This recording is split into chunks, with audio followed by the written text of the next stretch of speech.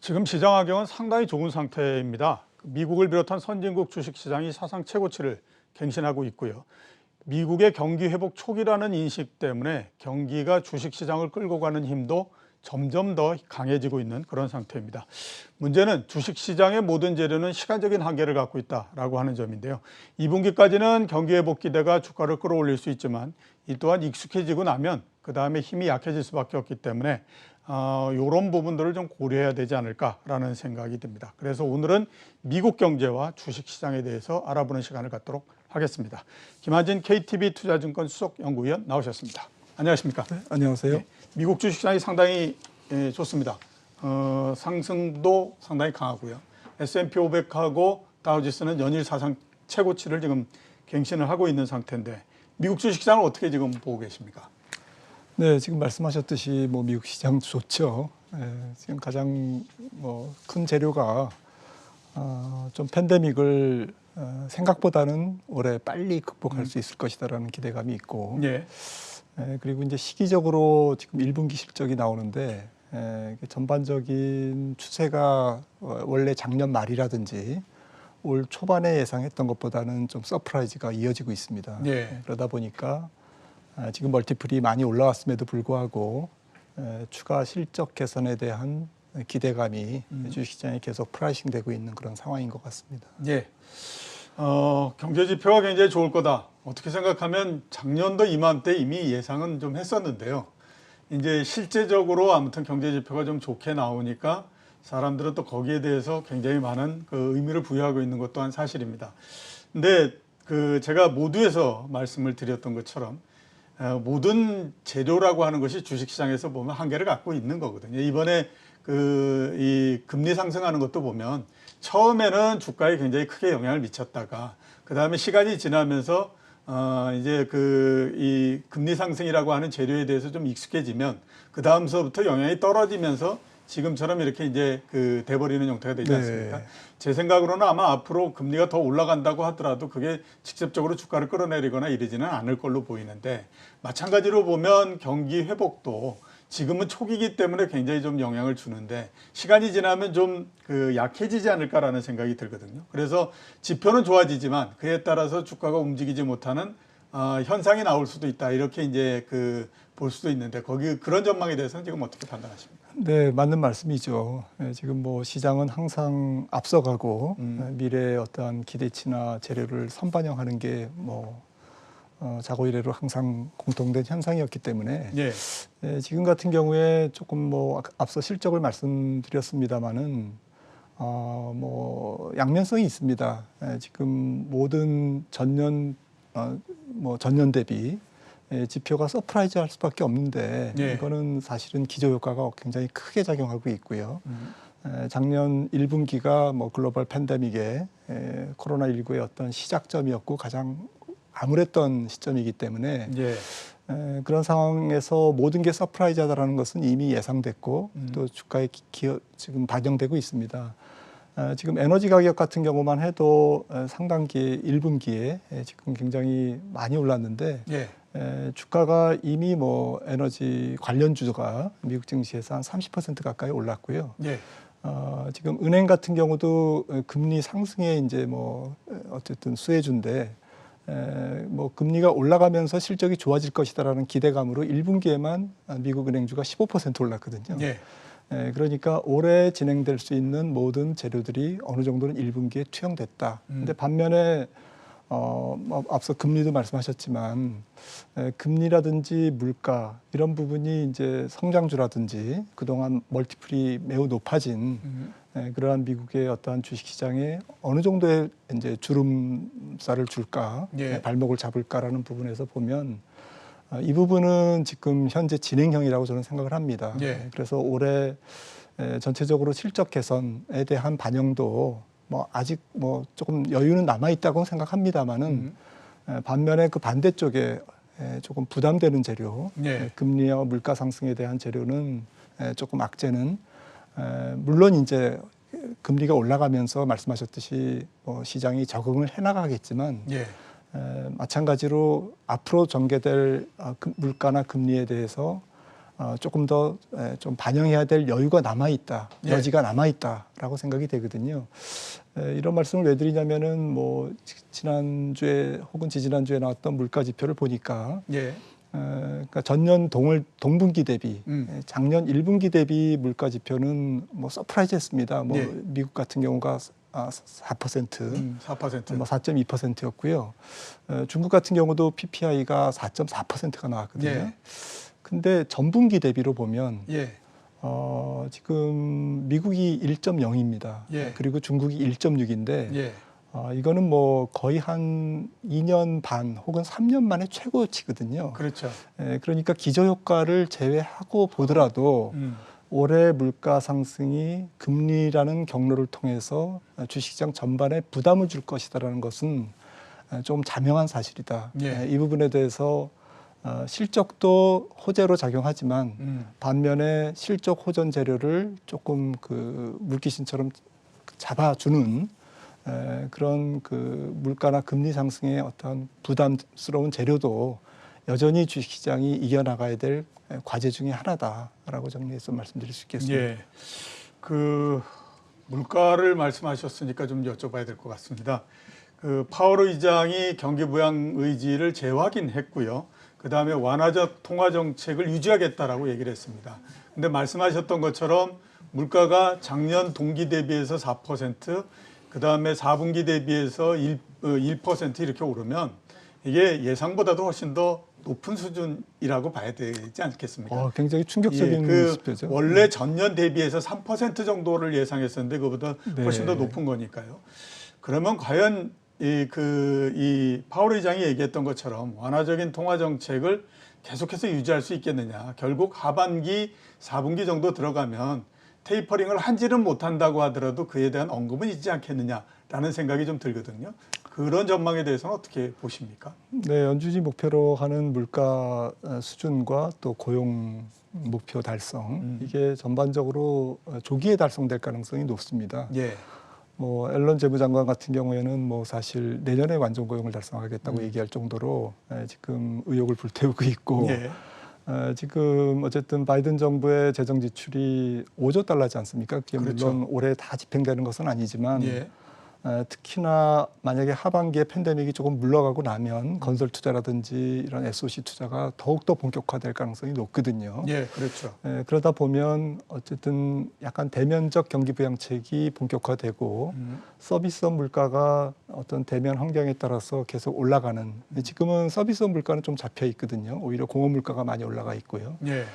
이런 부분들이 이제 공업 물가와 서비스업 물가가 동시에 상승하면서 또 재정 투자에 따른 경기 회복 속도가 조금 빨라질 경우에는 제가 볼 때는 뭐 연준이 어쨌든 소프트 엑시트를 해야 되기 때문에 좀 부드럽게 출구 전략을 좀 단행해야 되기 때문에 금리 인상 시기가 2023년 말에서 23년 중반 내지는 2023년 초로 6개월에서 1년 정도 앞당겨질 가능성이 매우 높고요.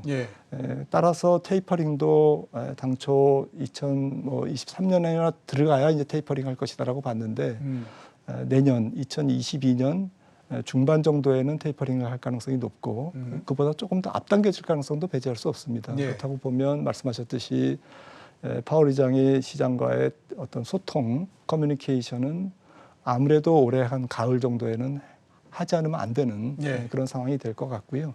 이런 부분들이 이제 앞으로 6월 달에 FOMC 회의에서 점도표의 변화라든지 또 일부 위원들의 조금 매파적 어떤 그 점도표를 찍는 어떤 액션이 나올 가능성을 충분히 예상해 볼 수 있겠습니다.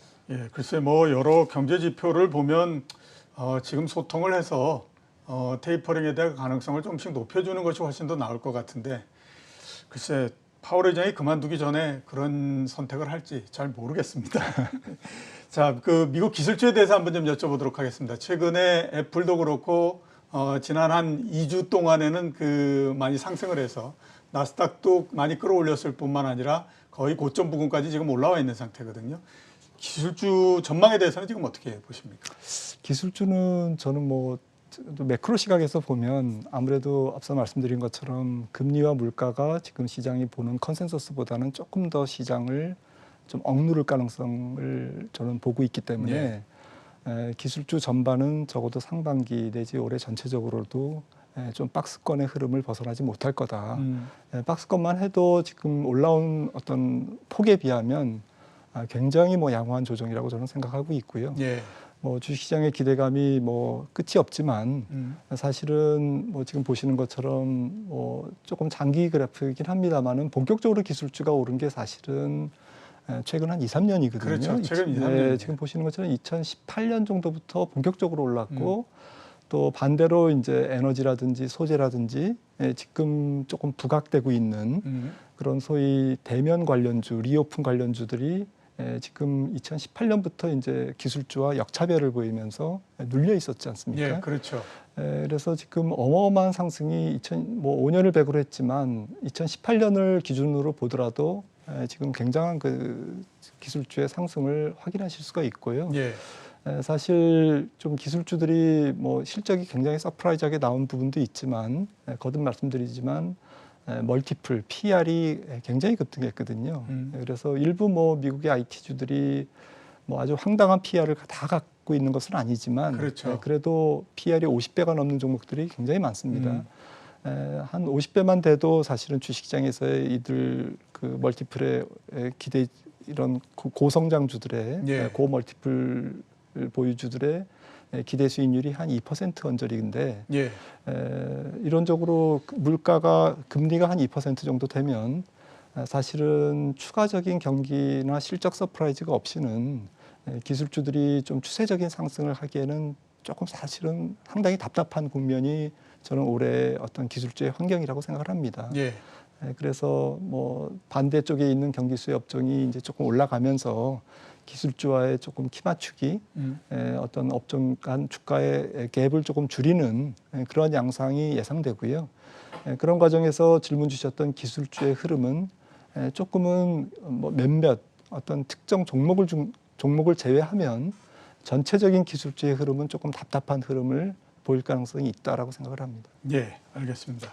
국내 시장으로 한번 넘어와서 좀 여쭤보도록 하겠습니다. 지난주에 삼성전자하고 LG전자가 실적을 발표했고요.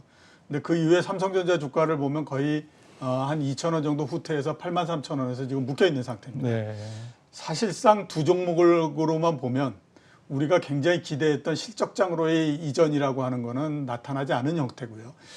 이 두 종목에 비춰서 봤을 때 제가 그냥 순수한 감만으로는 앞으로 대형 그 업종 대표주들이 어떤 주식이 그 실적을 발표한다고 하더라도 막 작년 대비해서 한 150% 정도씩 이익이 증가하고 이르지 않는 한은 아마 이번 이익은 별로 그렇게 주가에 영향을 미치지 못할 것 같다라는 생각이 들거든요. 그러면 결국 실적장이라고 하는 건 1분기 실적을 통해서 나타나지 않을 가능성이 있는데 거기에 대해서는 어떻게 판단하십니까? 네, 1분기 실적은 여러모로 의미가 있죠. 뭐 지금 어찌 보면 올해 이제 전체적인 실적을 가늠할 수 있는 어떤 1분기 실적이고요. 예. 특히 1분기 실적 자체보다는 사실 각 기업의 가이던스, 올해 실적에 대한 전망치가 좀 중요할 것 같은데요. 예. 그런 측면에서 말씀하셨듯이 뭐 우리나라의 대표적인 어떤 실적주 우량 블루칩들이 조금 더 강한 서프라이즈성 실적을 발표하지 않으면 무조건 분기 실적, 지난 분기 실적 호전이 곧 주가 상승이라는 등식은 예. 반드시 성립하지는 않을 것이다라고 저는 보고 있고요. 예. 물론 이제 그 실적의 리바이즈 업, 실적 상향 조정이 계속 일어나고 있습니다. 앞서 뭐 미국도 말씀드렸습니다만 미국이 작년 연말만 해도 올해 실적을 한 뭐 15%, 16% 정도 봤었는데 예. 지금 1분기 실적이 발표되는 현 시점에서는 거의 25% 정도 보고 있고 우리나라 그 정도에는 못 미치지만 계속 조금 실적 서프라이즈가 지금 계속 애널리스트들의 리포트를 통해서 나오고 있거든요. 예. 하지만 우리나라 분기 실적 지표가 미국보다는 훨씬 조금 1분기가 조금 피크고 연중 시간이 지나면서 조금씩 하향 조정되는 그러면서 조금 그 차분해지는 그런 속성을 항상 보였다라는 점에서는 1분기 실적 서프라이즈가 곧 올해 전체의 어떤 그 시장 전체의 업사이드를 반드시 표현하는 것은 아닐 수도 있다라고 예. 저는 생각을 합니다. 예, 알겠습니다. 신흥국 시장에 대해서는 어떻게 보십니까? 그래도 나은 데도 있고 뭐 할 것 같은데 신흥국 시장 어떻게 분석하시죠? 네, 신흥국이 조금 핸디캡이 있는 것 같습니다. 제가 네. 볼 때는. 왜냐하면은 전 세계 경기가 올해를 기점으로 해서 조금 레벨을 높여가는 것은 맞지만 예. 과거처럼 전통 산업, 설비 집약 산업들이 전체적으로 다 좋아지는 상황은 좀 아닐 것이다. 예. 지금 일부 운임이라든지 소재 가격 또 에너지 가격이 오르고는 있지만 이런 기조 효과가 많이 작용되고 있기 때문에 이런 부분들이 조금 전체적으로 경기 자체를 순수하게 반영하는 그런 상황으로 조금 차분해지는 그런 흐름이 시간이 갈수록 올해 시간이 갈수록 연 중반을 거쳐서 연말로 갈수록 신흥국 전체가 다 같이 먹고 살 정도로 세계 경기가 굉장히 신흥국 경기에 우호적인 예. 그런 환경은 아닐 것이다라는 쪽으로 저는 전개가 될 걸로 보고 있고요. 예. 그런 관점에서 보면 결국 조금 환율 경쟁력이 있을 것, 또 금리 경쟁력이 있을 것. 예. 금리가 너무 튀어버리면 경기가 조금 회복되는데 신흥국이 어떤 수출로 좀 판매되는 그러한 그 매크로 지표보다도 매크로의 성장성보다도 금리가 훨씬 더 많이 튀는 신흥국이 많이 나올 거라는 것이죠. 그렇죠. 예, 예. 그래서 이러한 신흥국들을 조금 제외하고 보면 역시 다행스러운 것은 아시아 신흥국이 아시아 신흥국. 글로벌 자금이 가장 좀 선호하는 그런 지역이 될 수밖에 없다. 예. 중국을 비롯해서 한국, 대만이 해당되기 때문에 상대적으로 한국 시장은 외국인들이 신흥국 안에서 굉장히 투자 유망한 국가로 1년 내내 가져갈 가능성이 저는 높다. 예. 이 부분은 좀 긍정적이라고 생각을 합니다. 예, 알겠습니다. 아시아 신흥국을 추천을 해 주셨습니다. 오늘 나와주셔서 감사합니다. 네. 지금까지 김한진 KTB 투자증권 수석연구위원이었습니다.